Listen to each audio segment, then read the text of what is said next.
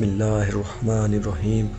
اللہم صلی علی محمد النبی الامی وعلی آلہ وصحبہ وبارک وسلم۔ بخاری شریف حدیث نمبر 1898۔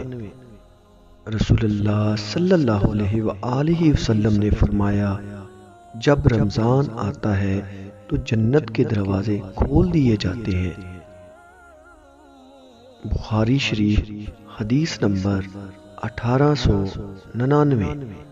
رسول اللہ صلی اللہ علیہ وآلہ وسلم نے فرمایا، جب رمضان کا مہینہ آتا ہے تو آسمان کے تمام دروازے کھول دیے جاتے ہیں، جہنم کے دروازے بند کر دیے جاتے ہیں اور شیاطین کو زنجیروں سے جکڑ دیا جاتا ہے۔